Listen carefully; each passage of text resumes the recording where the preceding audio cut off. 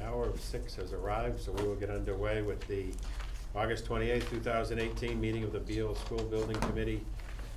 The first item is to review the minutes of July 10th, 2018. Any questions, comments, edits? If there aren't any, could I have a motion to accept? So moved. Second? Motion's been made and seconded to accept the minutes of July 10th. All those in favor shall signify by saying aye. Aye. Those opposed, it's unanimous. Item 3 is to review and act on the following bills, schedules, and warrants. Vendor expense payment items, PMA Consultants Inventory 41110-12 for $19,458.39.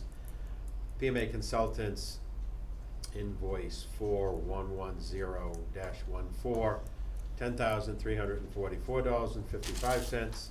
Lamoureux Pagano Associates Invoice 1717-1807 for $75,600. Lamoureux Pagano Associates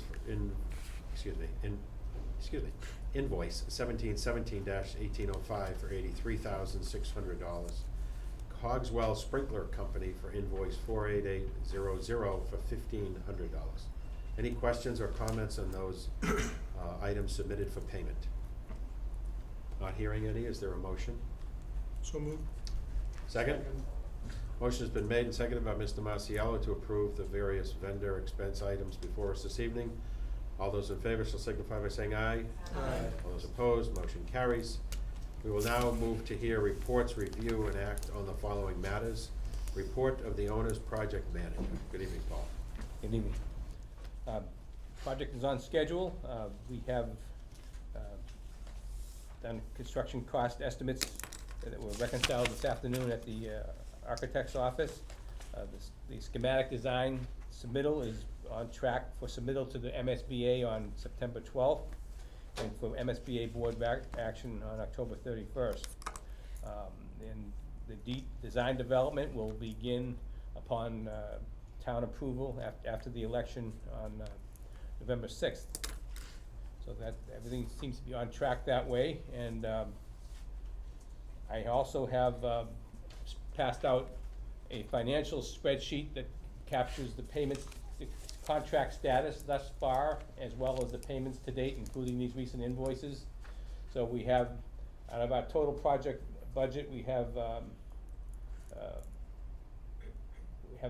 $117,773 in reserves, not accounted, not encumbered, and we've had invoices to date of $776,645. If there's any questions on the spreadsheet, it's a standard one, we look at it each time. As you project to the balance of this segment of the project, Paul, given the additional due diligence that we did at Centec and I believe additional at Glavin, are you comfortable we're gonna hang right within this number? Yes, and Okay. we are nearing the end of schematic design, so there's not much more we would find to do to bring forward before the committee.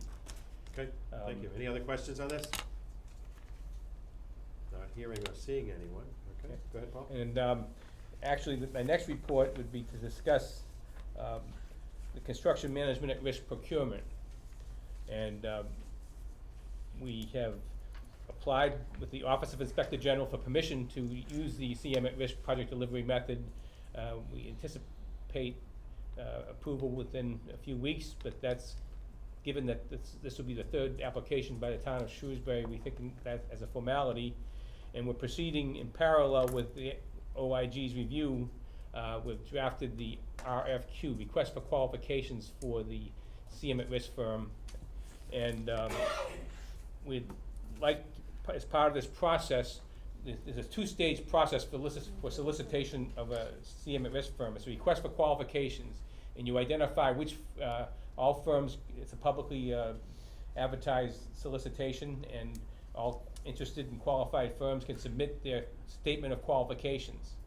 And we need to form a qualifications review committee, and it consists of one representative of the architect, one representative of the OPM, and a minimum of 2 representatives from the awarding authority, the town and the committee here. So we don't have to do that today, but we probably would, within the next couple meetings, establish who the committee will be.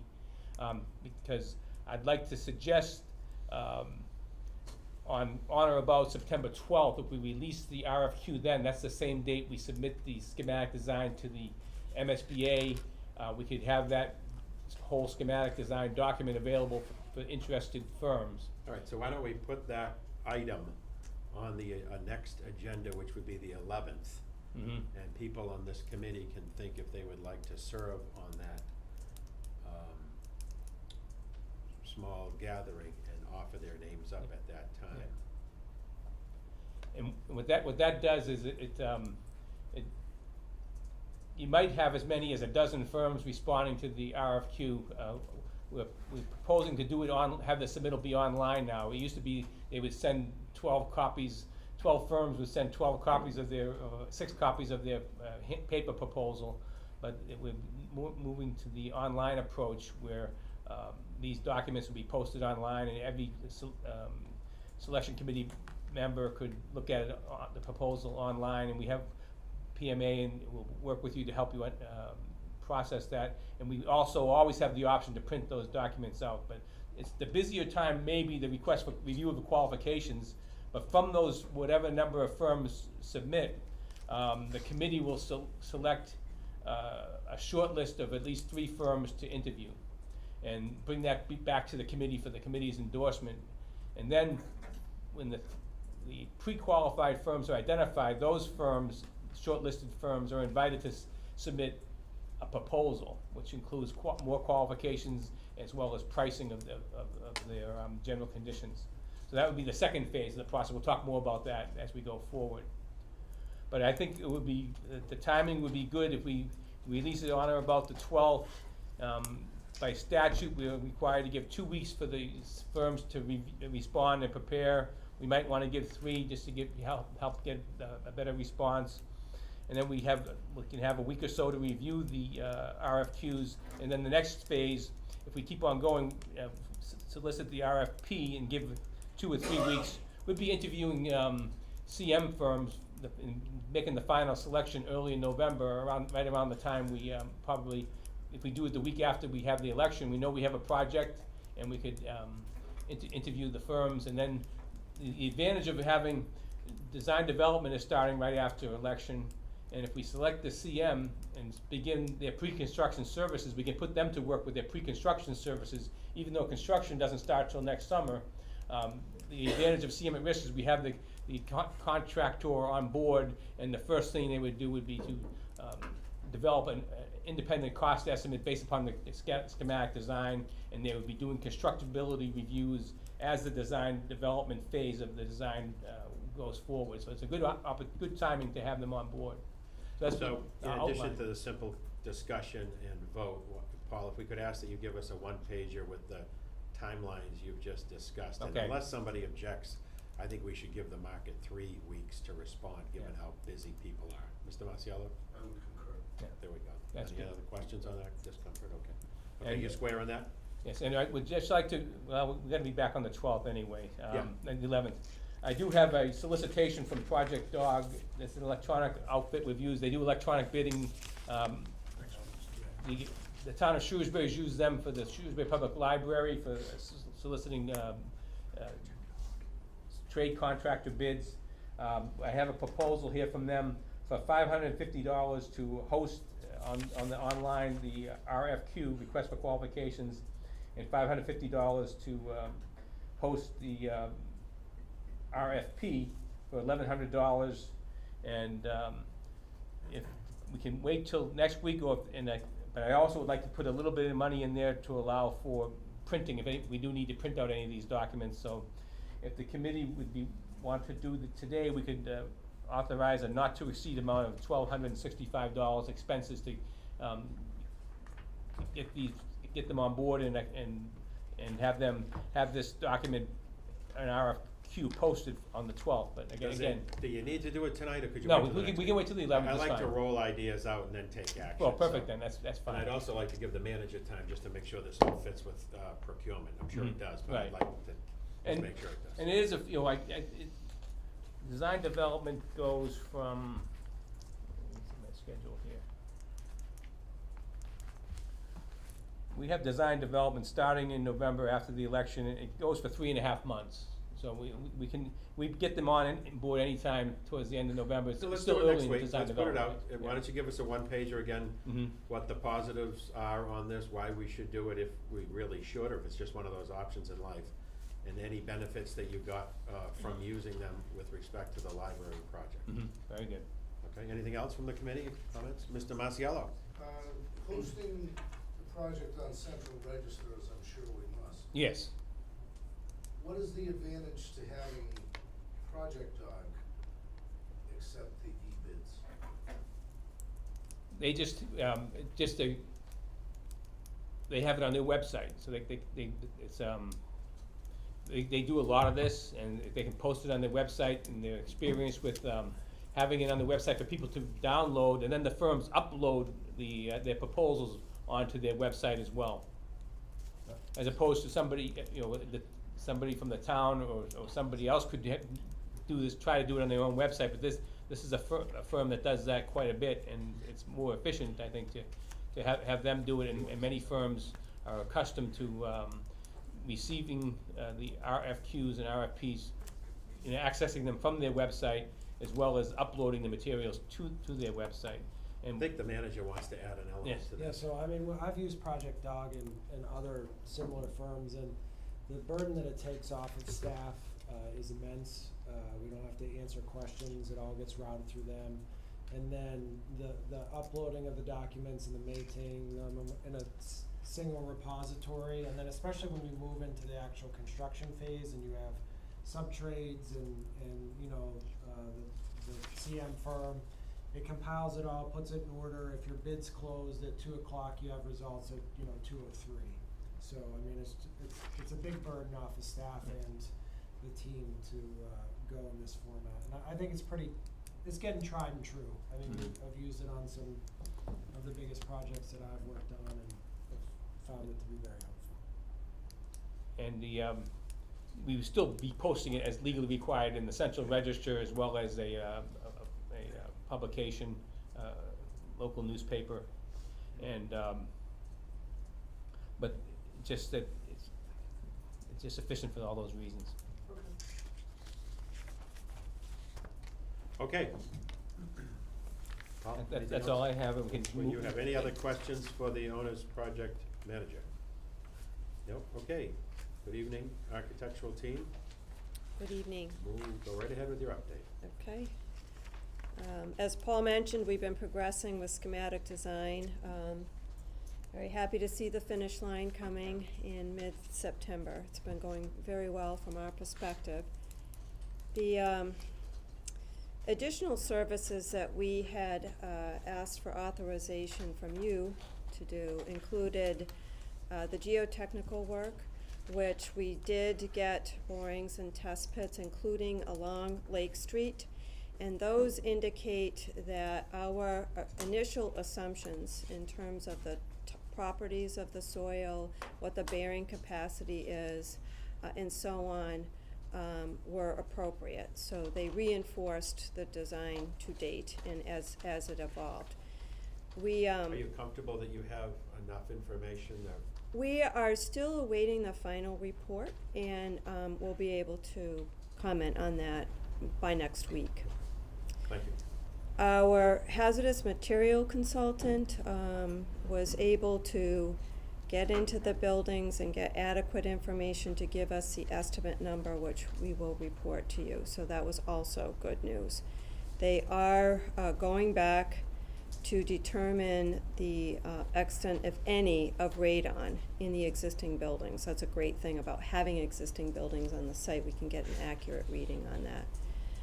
Additionally, the town of Shrewsbury has provided surveying services for the property, which is excellent. So all of that has progressed well through schematic design. As Paul mentioned, the project continues to progress. We are looking towards completing schematic design, as I said, in September. As you are aware, as a committee, the local funding juncture is really important for this particular project. So we have the October 22nd town meeting date, and the November 6th town ballot date.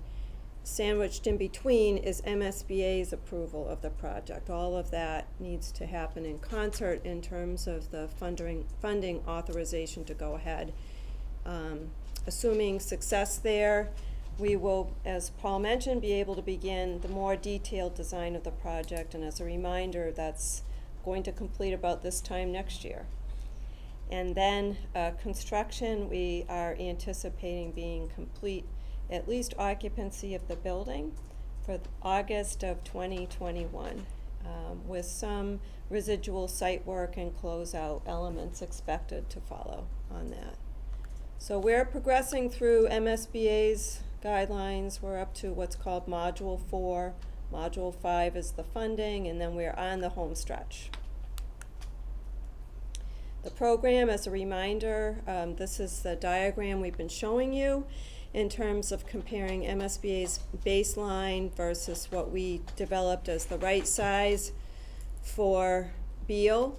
The good news through schematic design is, as we have massaged the plan and through careful analysis of it with efficiencies, we've been able to reduce the square footage by a little bit more than 1,000 square feet. So the cost estimate that you will see is based on 141,600 gross square feet. And PMA will no doubt give you more detail on this, but we were also able to increase the percentage of eligible costs as we kept an eye on that as the project developed.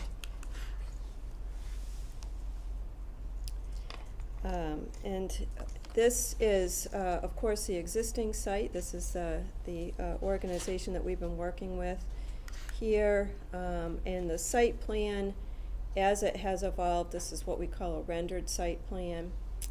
At the request of the building committee, we did analyze the opportunities for future photovoltaic arrays to be added to this building. We worked with our electrical engineer.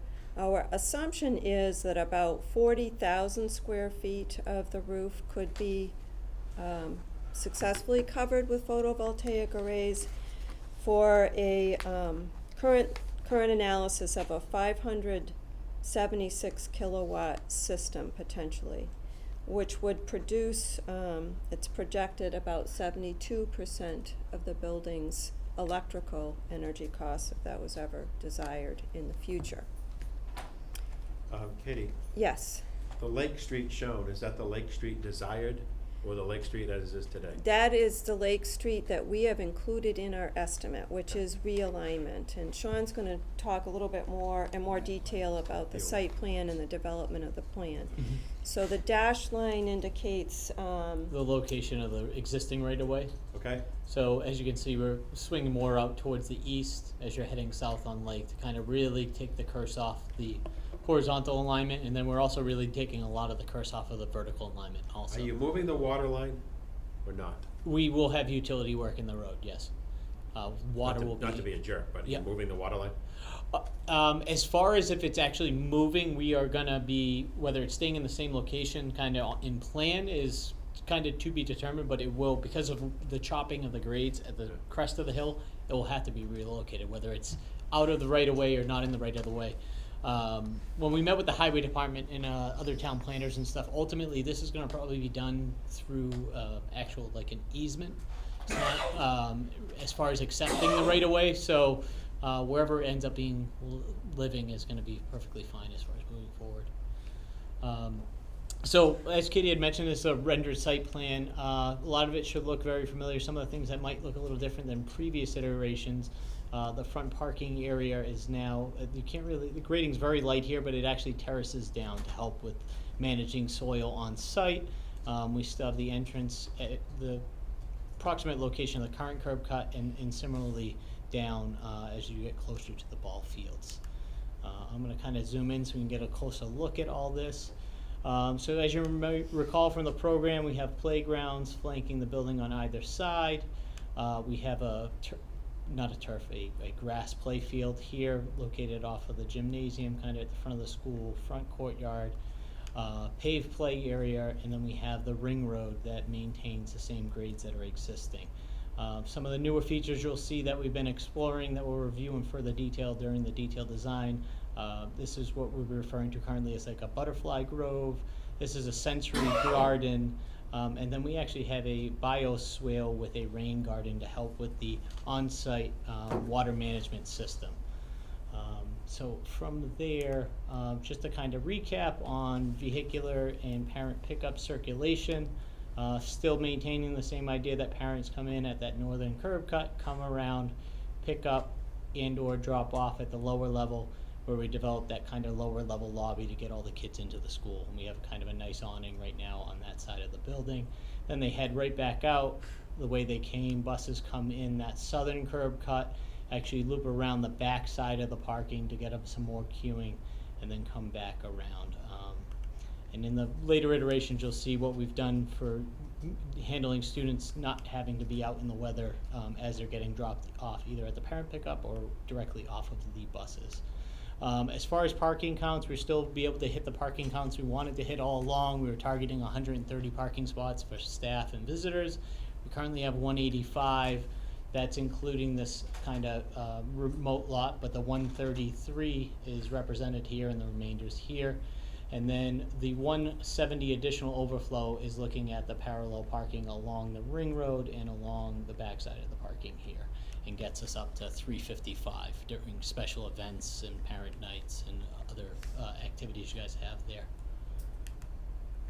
That's a quick question, Yep. just clarified in terms of the overflow parking, does that also include the paved play area? It does also include the paved play area. That we're getting about 72 spots, I believe, on the paved play area alone.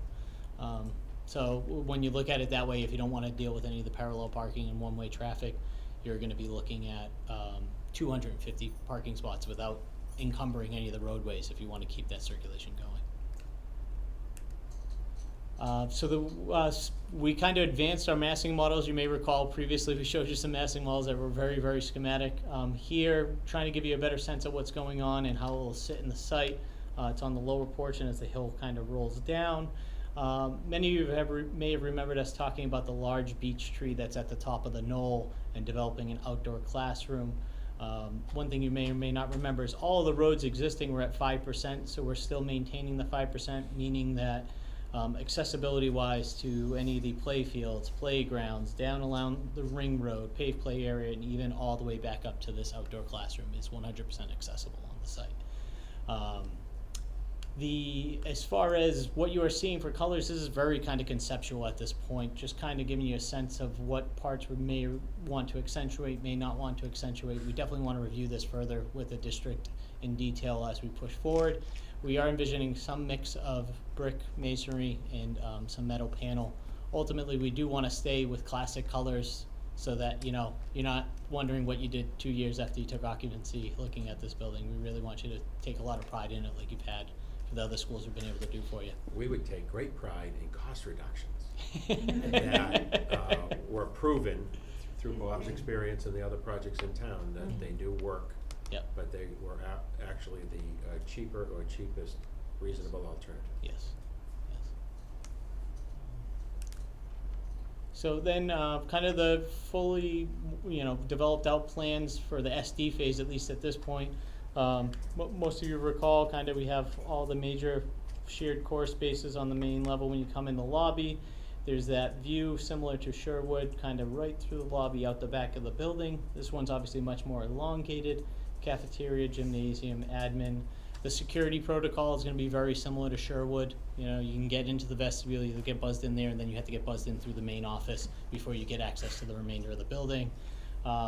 We have an updated site section to give you a better sense of how that roof line is carrying through the main lobby. So it's really this large element that kind of carries through and directs your eye into the building, and then kind of allows you to spread out into the academic wings. Felt as though giving you guys a better sense of that was very schematic early on, where we showed you there. Special ed dispersed throughout the building. We have the common rooms at the end, as you recall. They're taking greater form, stairs at the end, giving them access down to the sensory gardens, butterfly gardens, play areas, things that were mentioned earlier. And from here, we also developed a front entry rendering to give you a sense of what we're looking at. We really wanted to create something that was welcoming, really broke down the scale for these small students. You know, this is 142,000 plus or minus square foot building. It can seem quite big to a kindergartner, as you can imagine. So what we really wanted to do, hence why we draped it into the landscape to begin with, but we really wanted to bring the scale down with that admin portion to the right. Cafeteria, we kept it up a little bit higher to help screen out some of the mechanical units we have over the kitchen, and this kind of welcoming canopy that draws the students in and then into that low sloping ceiling that carries through the lobby and out the back. And as I was mentioning, where it's really bright here, that would be your view directly through that building as you're approaching the main entrance.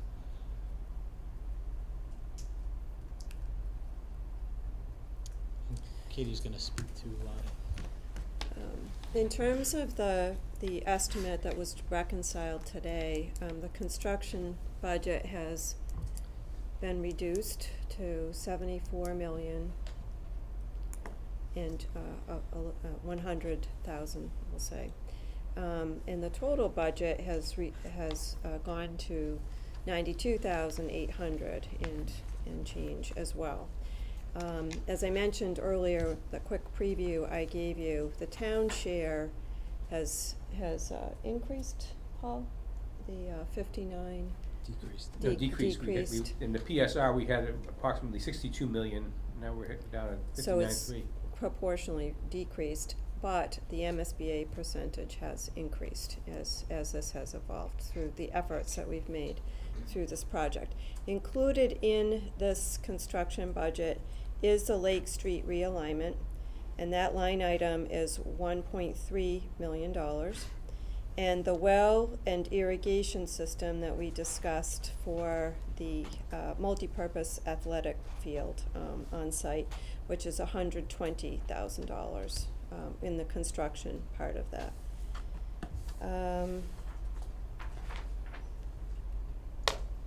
And so from our perspective, this was all good news, all going in a good direction in terms of that within the budget, there are various elements that went up and down. The hazardous material, for example, did go up, but we were able to balance that with the reduction, I believe, in the square footage. We did look very carefully at the exterior materials of this building.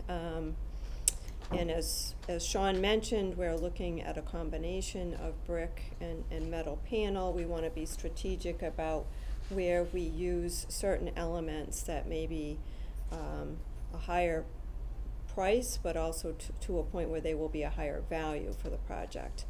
Throughout the building, we have assumed, as you mentioned, classic durable materials. All of the types of materials that we have become sort of the hallmark of our Shrewsbury buildings. For example, ceramic tile in the corridors and the stairwells, because the payback on that is very quick in terms of not having to repaint those areas, that type of thing. So throughout the building, we are using the same standard for materials that we have been looking at. Yeah, to kind of give you the bigger deltas, that construction costs went down 2.36 million, total project went down 1.6 million. The biggest reduction, the town share, went down 2.8 million. So that's where the bigger shift is. The overall, it doesn't seem as big, but the town share, I think that's what the efforts of the team really show where we got that reduction. Paul, you had previously done a quick one-pager for us on costs covered by MSBA, costs not covered by MSBA, and then where the cost per square foot broke that line. Could you provide us that again, and then an updated version of that? Mm-hmm. So we can just, again, have an apples to apples of where we were and now where we are, considering the element that I've heard has changed is the building is smaller, but basically the rest of the elements of this project to date remain the same. What did change is in the PSR, we included the Lake Street realignment budget and the project budget. Now we have it embedded in that construction budget. So that's a big shift just in terms of, that's why when, Yeah, but it was still up there in a total it number. was in the total Yeah. budget, it was, Yep. absolutely, but it's shifted areas, so. And why is that? That's how we understood you wanted us to do it, so we have it included in the full construction budget. But we do Yes. have a separate line item for that. But you've broken that out separately. We have it separate. Yeah, great, thank you. 1.3 million Great. for that, so.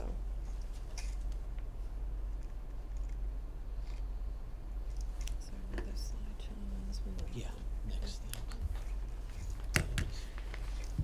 So again, this reiterates the next steps that we're looking ahead to in terms of local funding authority here.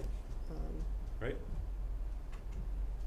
And of course, tonight, we are presenting to the Board of Selectmen. The presentation will include this, but it will be much more in-depth in terms of the history of the project and how we got here.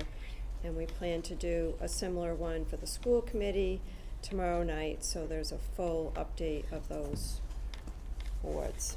Great, and so Sandy, that then allows you to come back on the 11th and make the vote.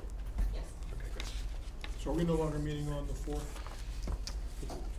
I don't think we need to, do we? We need a vote to approve this submittal. We had planned to upload all of the binder items as Yeah. we have in the past by Thursday of this week, give you the weekend, but we need to start printing on September 5th. So do we need a quick 3-minute meeting on the 4th then to That go would be through? my, Yeah, Okay, great, yeah. all right. Let's, 7 o'clock, what works for people, 6 o'clock? Does anybody care if it's 6 or 7? We have it at 6. We have it at 6, good. We'll stick at 6. One agenda item, I suppose. What did you- Paul, if you wanna provide us the 1 pages and so forth that we spoke of, great Mm-hmm. on that, but we'll just work through this one and, likely, unless people have a variety of questions, be done relatively soon. and that was to be subsequent to the school committee review as well, right? Mr. Masiala, We'll have the estimate, rough description of materials. Yes, it will all be in the package we're uploading on Thursday. It's a Yeah. pretty detailed estimate, actually, you'll see it. Yeah, so this one is unlike kind of the other submissions, it's separate binders, so there's a schematic design binder which is very similar to what you saw at the PSR and PDP. It's a lot of narratives, it talks about the process, education program, kind of what took us to get to the, then there's the and that also has the estimates, but then there's a SD drawing binder set that is all the architectural drawings, civil drawings, landscape drawings. So it's gonna be the first time you're seeing actual drawings from our consultants. It's definitely something you might be interested in reacting to and just, kind of seeing it, really what we're getting into and what we're looking at. It's really definitely an exciting portion. It's been really talking about it up until this point. and when will we be able to gain access to this? This Thursday, This The end Thursday, of you'll day. send around an End of day. instruction email for Yep. those of us who have a challenge? just like last time. It'll be all in PDF form, so everyone should be able to open it up easy enough. All right, great. Katie, anything else? Did you want to distribute this? Oh, okay. No, I just wanted to reiterate, I think what we've talked about before. In some respects, I think schematic design is a misnomer.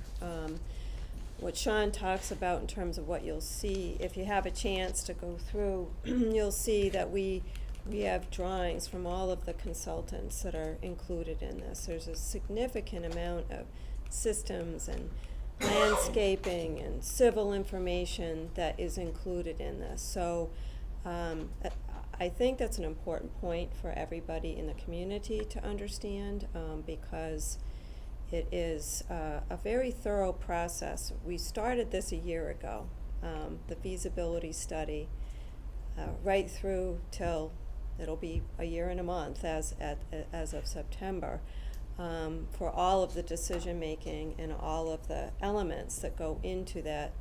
And the schematic design is significant. It really is what we call about 1/3 design development for another project because of the level of systems information that we're able to incorporate.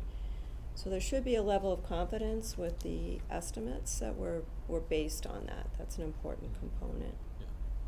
And the other thing I would say is, as Sean mentioned, the renderings that we're showing are to give you a feel.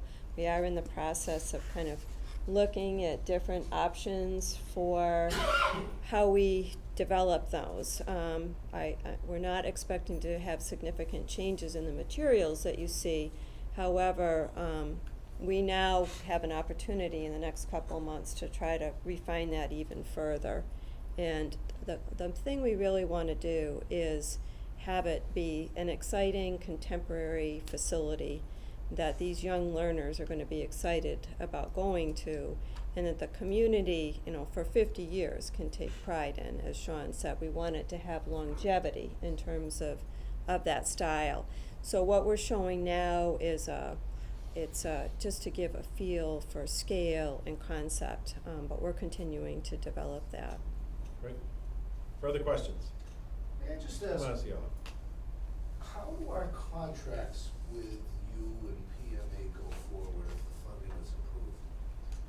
Could you just explain a little of the mechanics of that? Yes, so the architect and the OPM will, our current contracts and scope of services end at the end of schematic design and the town vote. So we provide new proposals to the town, and we negotiate amendments to our current contracts, and once we have an agreement on fee. The scope of work is for each, both the OPM and the architect are stipulated by the MSBA's program, the very comprehensive scopes of work. So we don't have to go out to, we don't have to start over? No, we prefer you, I gotta speak for myself, I prefer you didn't. Exactly. If we were dissatisfied, could we? Yes, you could. Yeah, but today we're not dissatisfied, so that's good. Mr. Manager? Yep. Somehow you're taller than me this evening. I You got a new apologize. chair, but did you have something you wanted to cover? I have some slides. We've looked at some of the finances, and I have a number of slides, and I won't go through all of them, but I think it's important to touch on a few things that we're dealing with and looking at in this project. So, all the numbers that are based on these coming slides are off the left-hand column, which was the number that we were all working on until the reconciliation earlier today. So you can see on the town share side, we willingly gave up about 3.8% of project cost with the reconciliation today, which is moving in the right direction. Hopefully through continued design, refinement, and hard work, we'll continue to drive that cost down. Sean, if you could just go ahead. I just wanted to show a quick picture here. This is the existing debt that sits on the books as it relates to both school-related projects and non-school-related projects that's exempted. So the shaded area at the bottom makes up the non-school or the town side of the projects. This is exclusive of any fee-driven type projects, so this would include the library, et cetera, the lands in Allen Farm. So, and then the school is the, school-related projects is the lighter shaded area that extends up into the roughly $3.2 million range. So, this is how we look going forward into 2028. Sean, if you could just go ahead for me. And this is, again, a consolidated version of the prior slide. It shows that for the fiscal year 2019 budget, excluded debt, which is debt that dollar for dollar impacts the tax rate because we're allowed to raise those funds just for the payment of that debt service, currently sits at $4.6 million in debt service on an annual basis, driving about 80 cents on our $12.66 tax rate. And to the average single-family home costs $350 a year to manage our debt service. And I put two windows, so to speak, of time from, in the yellow there is the start of really the design and the construction of the project, and extends through the green and overlaid with the blue there till the actual completion. And During that time frame, we'll begin taking on debt, and then at the end of the blue phase, roughly at that time phase in the 2022 annual budget, we'll feel the full tax impact of having this new debt service for the Beal project on. The good news is, in debt service, time is our ally, so we'll be shedding 18 cents from the tax rate, as long as nothing else happens. And that means savings to the annual average single-family home. Every home in town, the tax burden will actually be going down over that time. So one of the goals that we'll try to look at, if it makes the most sense in the long term, is how do we bring on debt for the Beal project and take advantage of this dip and layer it in appropriately. So if you could just move forward. So again, this is just purely the tax rate. If you can jump ahead again, Sean. Purely the single family bill, you can see both of them are declining over time. So my slides certainly aren't as sophisticated or pretty as the architects, so I'll put that disclaimer in here with this nice black and white one. So what are we considering with this borrowing? Again, using the previous construction estimate. The number of series, that is how many times we'll access the market. Should we borrow it all up front one time, or should we borrow a series at a time to kind of match the cash flow of the project? Normally that's a attractive offering if the interest rates are moving in the right direction. You don't want to be taking on and paying interest unnecessarily if you have a longer construction period like this project has. So what are we thinking about for interest rates? Well, we think if we had accessed the market in July of 2018 or this current month, we'd be experiencing about a 3 to 3.25% interest rate on such a borrowing. The Fed, you may hear if you listen to boring radio stations like I do in the morning, that they are considering raising the interest rate by about 50 basis points in this calendar year alone. So that kind of gets the hair up on the back of our neck, and we start thinking about, well, what's it going to be like in 2019 and what's it going to be like in 2020 when we're accessing the market for these funds to match our cash flow. So conservatively, and I would say we need to be hyper conservative in the growing economy and this current chatter by the Federal Reserve Bank of, we're going to use estimates of 4.5% to 5% if we're borrowing in those years. So, and these are gross interest rate numbers. Certainly in the municipal bond market, there's a number of variables that come into play, and oftentimes successful bidders will bid above and beyond what we're asking them to put on the table. So if we're asking for $20 million, they may say we'll give you $22 million and a certain interest rate of 4.5%. We'd immediately now under new laws be able to use that $2 million and buy down our principal. So our net effective interest rate is going to be less than 4.5 or 5%, up to a point or 7/8 of a point or so less than that. So, but we want to be very conservative when we're talking about this with the community to make sure that we're kind of painting a responsible yet closer to worst case scenario to make sure that it's palatable. So how will we restructure the repayments? We could do level principal, which has kind of been the historic model that's been used here in Shrewsbury. Principal spelled wrong. So we you're paying the same amount of principal every year, which means your debt service declines over time. As you eat away your principal, your interest becomes less and less every year, relieving the tax rate from the burden of debt service. Or would it be a level payment, much like many people are familiar with a mortgage payment, where every month over the course of 20 or 30 years, in the case of a mortgage, you are paying the same amount each and every month. You incur more interest in the level payment scenario, but you have the same payment every year, and it's often less in the beginning than you would see the level principal repayment.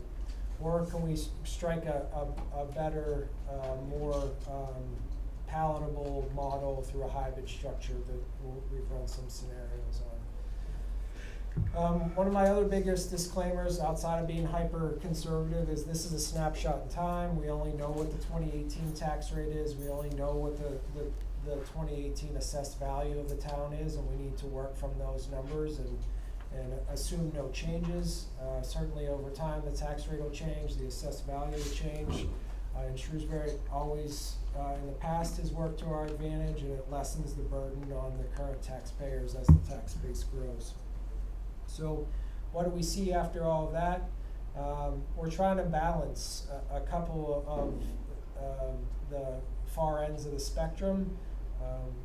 As we've run at least 12 different models so far, we see the peak tax rate on any one of those terms being anywhere from 80 cents to 99 cents for this project alone. And then the total interest being paid over the life of the borrowing ranging from 28.7 to 36.4 million, and that's just the interest. So as we look at things like level principal and level payments, those all have a direct impact on both the peak of the tax rate and how much impact it has just from debt service, and how much interest we pay over the course of time. So, you know, a lower annual payment often leads to a larger interest payment over the 20-year borrowing or whatever term we choose.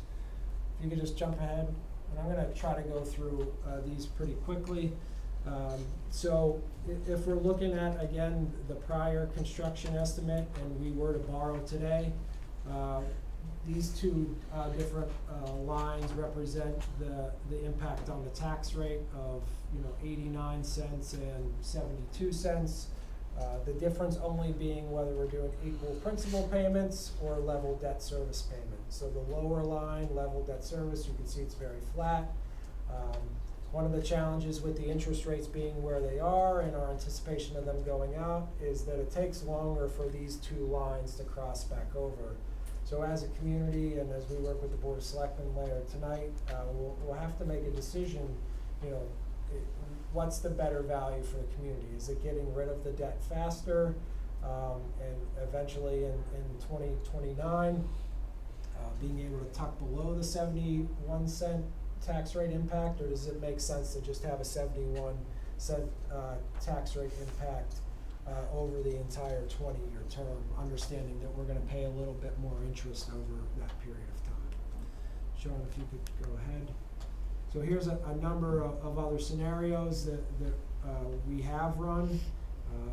I think this is a subset of the 12 that make the most sense, but I'll move on quickly from here. You can see there's a direct correlation, again, from the tax rate impact to the average single-family home. Sean, there you go. So these are the scenarios on the different structures and types of borrowing as it relates to interest. I am only showing these models that we've run. Every other model exceeds the total interest that you see here on Model 2 as it's shown, the tallest bar on the chart, which is 36.4 million. I think incurring any more interest on this project is just not the best approach to take, even if it minimizes the tax impact. And I think as I go through the next few slides quickly, I'm going to be keying in on the lesser interest rates within that subset itself.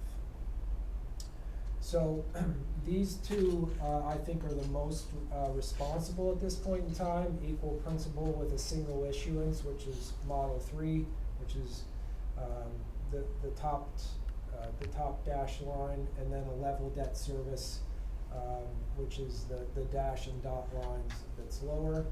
I think these are the most two responsible approaches to borrowing, at least under the $61 million debt issuance. Sean, I'll have you go ahead. I just want to touch briefly on how does it impact residents and how can someone really understand what this means to them. So the year 2021 is our peak tax rate impact for either borrowing scenario, whether we go with level payments or level principal. You can see in the column on the left-hand side, this represents the total number of homes that fall within the single-family home value in the second column. So Sean, if you could just point to the 397,300, the second row. So 50% of the homes in the community are valued at 397,300 or less. Moving out to fiscal year 2021, that means the maximum rate impact on 50% of the homes would be $390 roughly. So obviously, individuals will be able to pick and choose, understanding what their value is, whether it's less than the 397, whether it's up to $1 million. We wanted to show that we're looking at the impact for everyone. But really, to be honest, with such a large borrowing of $60 million, to be looking at less than $100 a quarter, which is still a huge burden for some, for many folks. We recognize that, but it's such a big borrowing and a relatively modest tax rate or tax impact for the homeowners. We really have some work to do to really pick the best model and see what makes the most sense. So you can see that if we do go with a level debt service for that $397,000 home, it is moderated down to $313,000. But again, we're paying more interest over the course to the tune of about $4.2 million over the 20 years. So more to come in the future certainly on this, but I just want to touch on the numbers that we have and know at this point in time. Thank you. Anything else? Anyone else? Yes, Sandy. Kevin, would it be possible for the school committee to get copies of these slides? Absolutely, yeah. Thank you. Any questions, further questions? Mr. Masiello? When do we borrow the money? As soon as it's approved, or do we take bond anticipation notes during construction? Well, on this 3 series are accessing the market 3 times.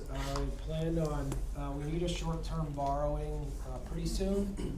We only have funds in place for schematic design, so I would look, the models that we've used for these scenarios tonight would be a bond anticipation note of about $7 million this December. And then And that would get us through design? that would get us through roughly the late summer next year and starting construction. And then we do equal borrowings to match the cash flow, 3 additional general obligation borrowings on roughly 8-month increments or so over the So life of those the project. bond anticipation notes, or are those permanent financing? Those would be permanent financing, the last 3. Or, as weird as it may sound, a lot of these models show that given the uncertainty in the interest rate, we may actually be more conservative by the first time we access long-term permanent financing, bonding the entire project, if we see interest rates moving in an upward fashion. Questions, further? No, all set for now? Great. Item 5 then, unless you folks have anything, we're all set? Great, okay, item 5 is to ensure everyone understands the memorandum of understanding between the town and the Shrewsbury Youth Soccer. You may recall that when the initial lease was done between the Commonwealth, the town, and then sublease to the Shrewsbury Youth Soccer, there was no particular plan for a school. It was not in play at that time. The legislation was then filed in good faith and approved that that parcel would go to Shrewsbury Youth Soccer. We had explored a variety of issues regarding stormwater, and if it is approved, we would need obviously access for a sidewalk down to the neighborhood below. So Kevin and I met with the leadership of Shrewsbury Youth Soccer. They have agreed to an easement, a memorandum of understanding as to what we would be looking for and what they would be looking for. I think it's quite reasonable. If there are any questions in here, obviously feel free to ask away. Town council drafted it, and once the transfer is set, we would then seek to go to town meeting and secure the authorization for the easement. It's basically, now that it appears that the Commonwealth has acted, and now it's appears to simply be a case of if town meeting will approve and if the voters will approve, this is at least lined up for the next logical step to connect the school to a nearby neighborhood. Any questions? If there aren't any, we will then move to correspondence from our state representative and our state senator regarding the approval of House Bill 4312, which allowed the transfer of the 3 parcels to the from the Commonwealth to the town and Shrewsbury Youth Soccer. DCAM is actively working on the deeds and the related paperwork. Kevin is fully engaged with them as well. So that will take a while, as you all know, until the town makes a firm stance in November. The Commonwealth will not transfer the property to us because then we'd have to give it back to them. But everything is being done to line that up on both sides. Questions on that? If there aren't any, okay, it appears our next meeting is the 4th of September for a check-in. And Paul, why don't you just put those 1 pages on if Yes. your schedule allows. People can ask any questions on that, then we'll go, come back on the 11th for our meeting, and we have penciled in another briefing to the board of selectmen, if needed. Okay. I'm not so sure you're gonna need it tonight. Originally, we were thinking the estimate may not be in. May not be as, So we'll pencil it in on our agenda looking forward, and then we'll talk on the 4th as to whether or not great. we think there's a reason for the whole building committee, or for Kevin to speak of some of the more payment-related options and operational-related options. So more to come on that. So if there isn't anything else before the building committee this evening, I'd accept the motion to adjourn. So move. Motion's been made and accepted to adjourn. All those in favor?